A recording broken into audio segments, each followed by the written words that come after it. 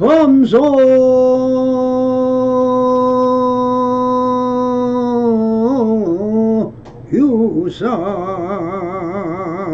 유상이 계시 험한 약견 재상 비상하면 척견 열애니라 나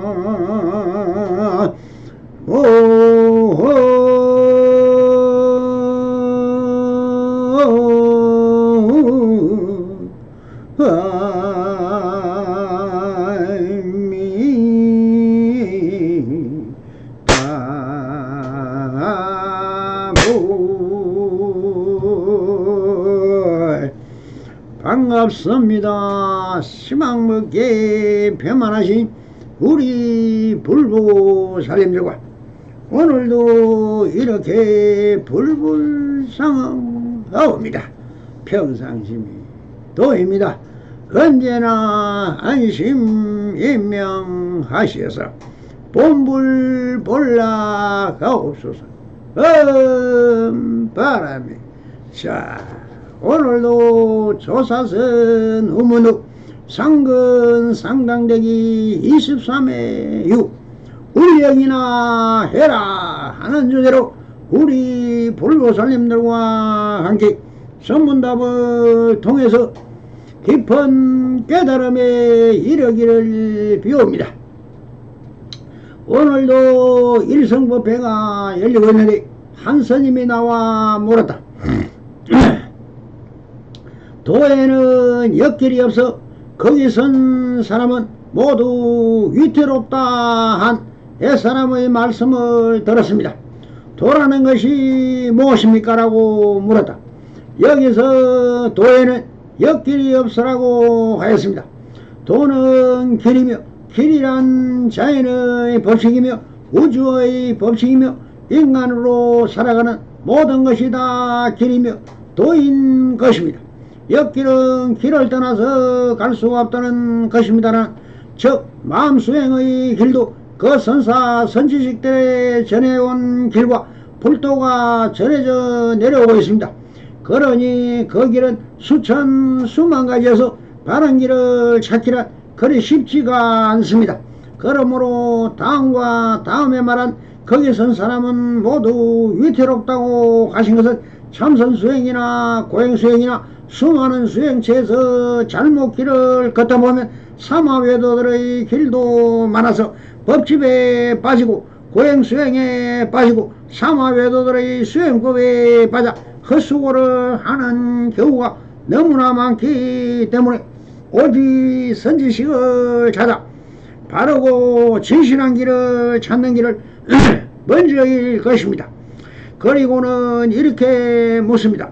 도라는 것이 무엇입니까? 라고 묻고 있습니다. 이 도에 대하여 지난 운문호 상근 상당대기 5-5 무엇이 도입니까? 해서 설한 바가 있습니다.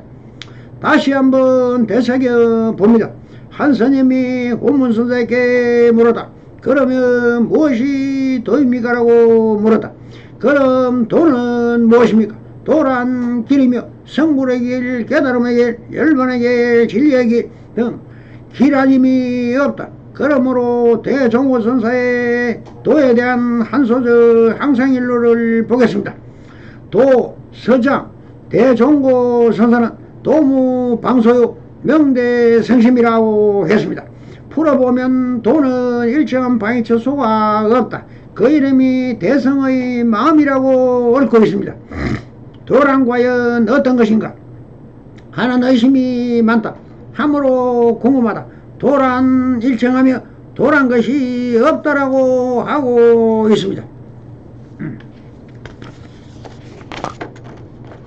도는 모든 것을 포함하고 모든 것을 만들며 모든 것이기 때문에 이것이다라고 규정지을 수 없다. 규정지는 것은 아니기 때문에 규정지으면 틀린다. 대성의 마음이라는 말이 그것을 잘 말해주고 있다.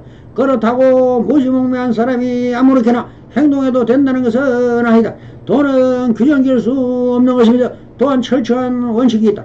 인간이 하는 모든 행위에 다 적용시킬 수 있지만 간단히 말하면 이성과 없음에서 어디라도 한편으로 떨어져서 집착하면 안 된다.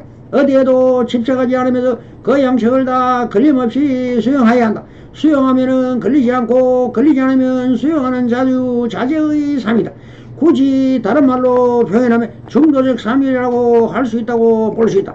법안 선사에게 한 스님이 물었다. 무엇이 진정한 도입니까? 첫째 소양도 그대의 실행하게 하는 것이며 두 번째 소원도 그대가 실행하게 하는 것이다. 이 서문답에서 학연이 묻고 있는 것은 무엇일까요? 바로 도를 물었습니다. 도란 길이라는 것이며 무엇으로 가는 길이냐? 바로 성불로 가는 길인 것입니다. 수행을 어떻게 방향으로 가야 쉬는 길도 갈 수 있느냐 하는 것이니 물론 길이라면 어느 길이다 다 목적지가 정해져 가는 길이 정해지듯 깨달음으로 가는 길도 중요하지만 오직 성불의 길일 것입니다. 그렇다면 목표가 성불이라면 우선 삼선이든 명상이든 불경이든 자기에 맞는 길을 택해야 할 것이며 일단 정해지면 정진하는 결의와 의지가 있어야 할 것이고 그 길을 따라 용맹정진하는 길이 있을 것입니다. 그 방편을 물어보지만 방편은 정해지면 그 길을 가고 안 가고는 자기 자신의 믿음과 정체심과 용맹심과 향상심도 역시 자기 자신이 해야 하는 것입니다. 그래서 법안서는 이렇게 말씀을 하십니다. 첫 번째 소원도 그대가 실행하게 하는 것이며 두 번째 소원도 그대가 실행하는 것이더라고 하는 것은 오직 대오를 말하야 그 방편을 묻는 것은 비정표가 되어줄 수 있지만 내가 그대를 깨달음이든 성불로 가게 할 수는 없다는 것입니다. 첫 번째도 그대로 소원이고 대원을 그대 자신이 실행하는 것이며 두 번째 성불의 대원도 그대 자신이 하는 것이다. 즉 자업자득이며 자력으로 가야 한다는 말씀을 하고 계신 것입니다. 성기방편은 오직 길을 가리키는 손가락이요 길을 내는 인형부와 같은 것입니다. 이 말을 듣고 도를 찾아가는 것은 오직 자기적 믿음과 이해에 있음을 밝혀드리고 있는 것입니다. 오직 불교의 수행은 오직 외롭지만 자의 신앙을 밝혀드리는 대목입니다. 무엇이 도입니까? 달마 스님은 일심이라 했고 회능 스님은 무일물이라 했고 마조 스님은 평생심시 도라고 하였습니다. 백장 스님은 마음이라 오직 마음 유심이라 하였고 황벽 스님은 심적불 무심이라 하여 이 마음이 그대로 부처인 뿐 부처와 중생이 세상들에 다를 바가 없다 했다.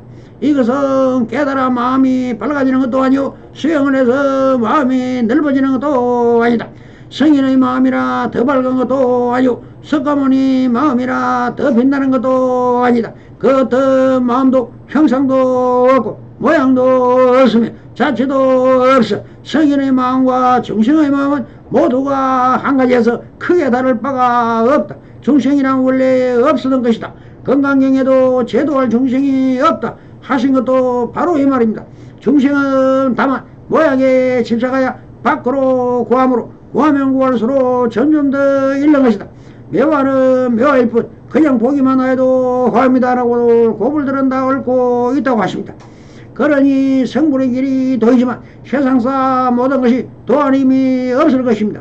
그래서 우문서는 오늘은 이렇게 답을 하십니다. 울력이나 해라. 아주 간단하고 명료합니다.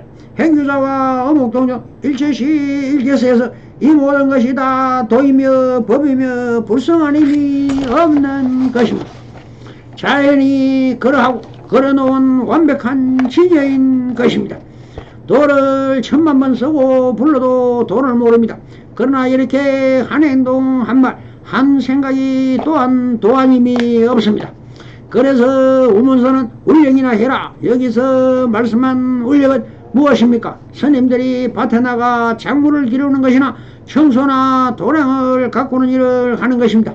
선성들은 모든 수행지에서 함께 일하고 작업자족하면서 낮에 일을 하면서 그것이 자기 마음 수행이고 마음을 알아차리고 있는 것입니다. 작물 한 포기가 어떻게 자라서 생로병사를 겪고 있는지 마음 수행은 어떻게 하는 것이지 다 자연 속에 있습니다. 진열한 자연스러움의 상징인 여여입니다. 이 여여인 자연 속에서 진실여성한 것이니 진여인 것입니다. 이것을 알아차리면 바로 진실한 깨달음인 것입니다. 그때 다른 한 스님이 나와 예를 다한 후에 이렇게 물었습니다. 어떤 것이 삼성교학의 총칭 밖의 한마디입니까로 물었습니다. 여기서 한 스님이 물은 것은 삼성교의 경전의 내용을 뛰어넘는 한마디를 무엇을 말하는 것입니까? 즉 선에서 말하는 격의 소식인 항상일구를 해달라고 하시는 것입니다. 그럼 항상일구는 무엇입니까? 여기서 항상일구와 항상일로에 대하여 아미산의 논술을 것을 소개합니다. 항상일구란 중국 당나라 시대 조동용의 장치다. 동산 양계선사가 제자들을 지도할 때 쓰던 언구 가운데 하나이다. 부처님이 이런 깨달음의 경계에 도달하기 위한 한마디의 말, 그런 깨달음의 지극한 일구 또는 부처님의 지혜 혹은 부처님의 법문을 이루는 말이다. 즉 끝없는 초월하는 깨달음의 한마디란 말이다. 깨달음이 지극한 일구 또는 부처님의 지혜. 경허스님은 만공스님에게 물었다. 너는 술이나 파전에서 먹고 싶으면 어떻게 하느냐고 만공스님이 답했다. 저는 있으면 먹고 없으면 안 먹습니다. 굳이 먹으려 하지도 않지만 생기면 또 굳이 먹지 않으려고도 하지 않습니다. 경허선사가 대견한 뜻 만공을 쳐다보고 말했다. 그래 참으로 너희 도력이 대단하다. 근데 나는 말이다. 너만큼 도력이 없어서 술이나 파전이 먹고 싶으면 참을성이 없어 말이다. 밭에 정성스럽게 갈고 좋은 걸음을 주고는 좋은 밀시와 파시와 깨시를 구해다가 정성스럽게 갖고 알뜰히 키워서 밀로 누룩을 만들고 깨로 기름을 짜고 밀가루와 파를 버무려서 맛있는 파전을 만들어 술과 함께 맛있게 먹겠다라고 했습니다. 이 말을 들은 만공의 등에 식은땀이 흘렀다.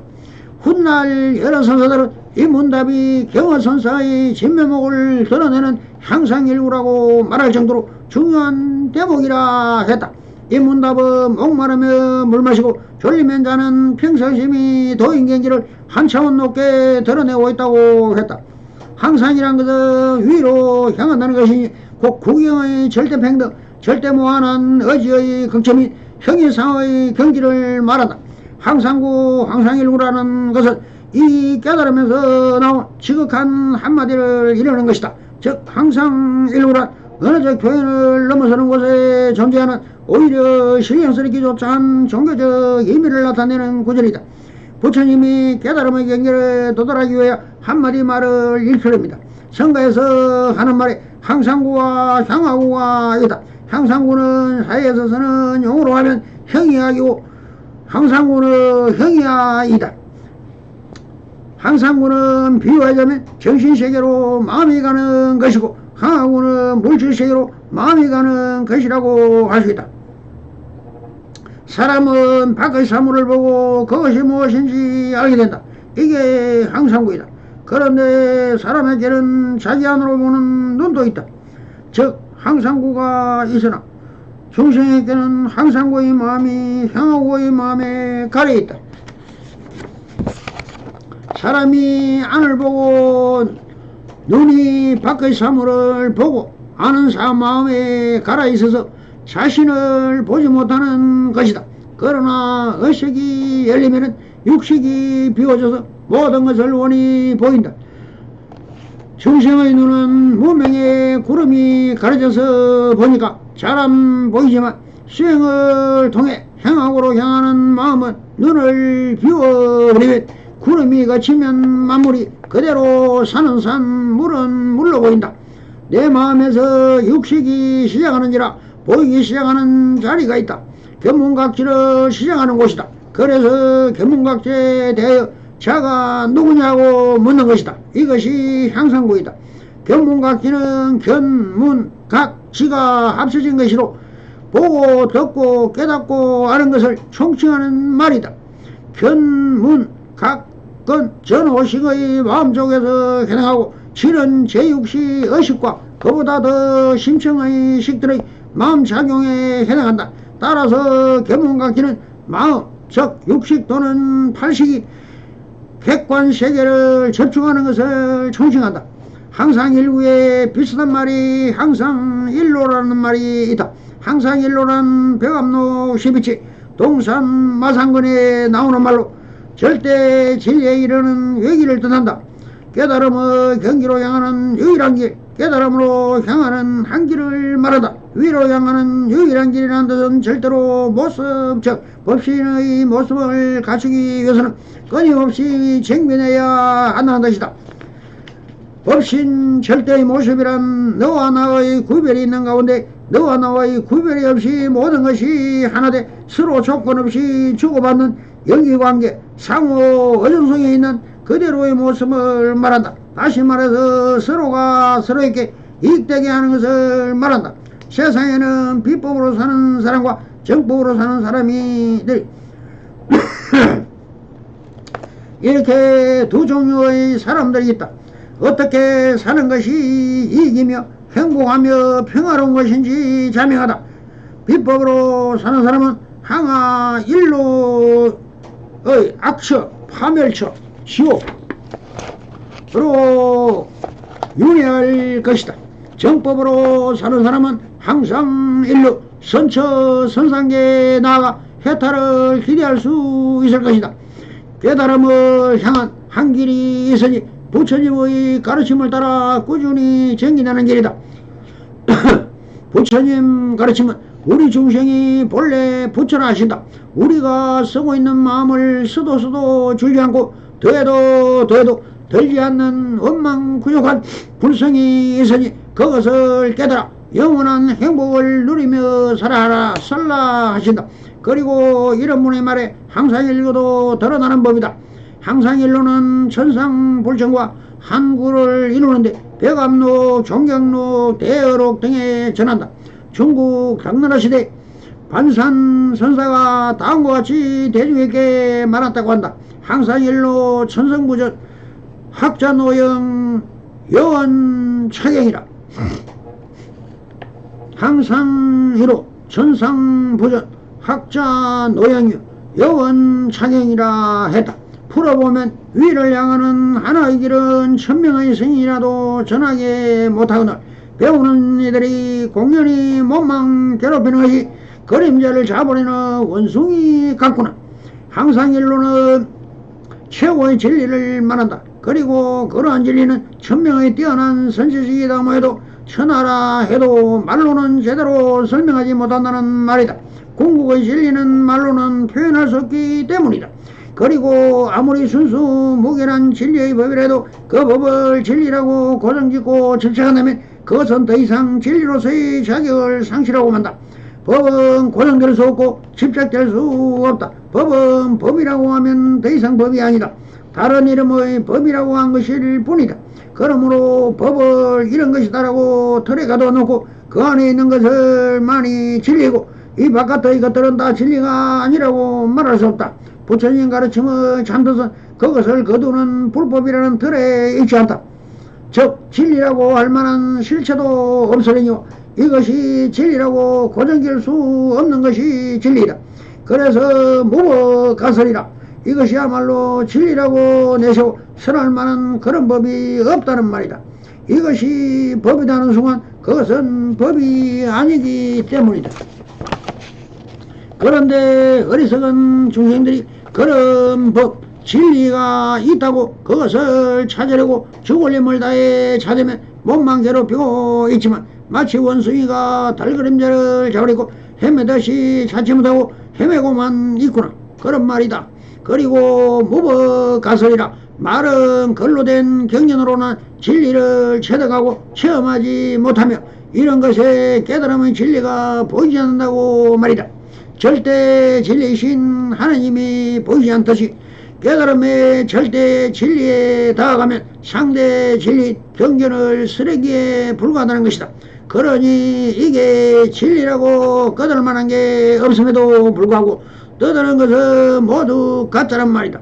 따라서 절대 진리를 찾아 추구하는 나라면 참과 거짓이 무엇인지 뚜렷이 알아야 할 때가 지금이다. 그리하여 인간의 삶에 있어서 중요한 초점은 항상 일로이다. 사람은 무엇을 하건 간에 항상 하려는 일로가 있어야 하는 것이다. 높이 올라가는 지향으로서 인생길이 있어야 하는 것이다. 공부를 해도 그렇고 싸움을 해도 그렇고 농사를 지어도 그렇고 가정생활을 해도 그렇다. 인간에게는 항상 일로 지향하는 바가 있어야 하는 것이다. 만약 그런 지향하는 바가 그렇다면 그 사람의 인생은 필이 나태해지고 게을러지고 방만해지고 무결해지고 방하게 된다. 그래서 나가야 한다. 비워야 한다는 말에 절반은 긍정, 절반은 부정이다. 지향이 없는 나다짐과 비움은 허공만 말장난에 지나지 않는다. 지향이 없는 나다짐은 애시당초 있을 수 없는 관례적 유의에 불과하다. 그건 애초부터 그렇게 해서는 안 되는 것이다. 그럴듯하게 혹은 귀가 달콤하게 들리긴 하지만 공한 세계, 그게 지향이라 반하는 나다짐의 세계이다. 이 공부는 끝이 없다. 끝이 없는 것이 끝이다. 길 가운데 있으면서도 집 안에 머물고 집 안에 머물면서도 길 가운데 있는 것이다. 이 공부는 허공처럼 한량이 없어서 위도 없고 아래도 없고 자도 없고 우도 없이 끊임없이 확장된다. 아무리 확장돼도 그 같은 진리, 이것이 진리이다. 그 소식을 누가 알랴? 한 1000명의 성인은 물론 석가을 미륵도 알지 못한다. 이 소식을 누가 전하라? 1000명의 성인이 물론 가석과 달마도 전하지 못한다. 어찌해서 알지 못하나? 어찌해서 전하지 못하는지 스스로 깨닫는다면 생사마저 나를 어찌하지 못할 것이다. 공부를 한다고 하면서 이를 깨닫지 못하고 공연히 몸만 괴롭히고 있는 것이 아닌가. 당황스럽기만 하다. 오래 앉아 선정을 닦아서 기루는 것은 공부라면 경경산 꼭대기에 있는 바위와 범사 대웅전 기둥이 그보다 먼저 성불했을 것이다. 우마차가 가지 않는다면 소를 때려야 할까 수레를 때려야 할까. 불교 화엄철학과 유시사상에서 삼계는 오직 마음뿐이라는 삼계의 유심을 주장하고 있으며 명경과 같은 만원으로서는 마음밖에 달리 법이 없다. 십의 무법이라고 강조하고 있다.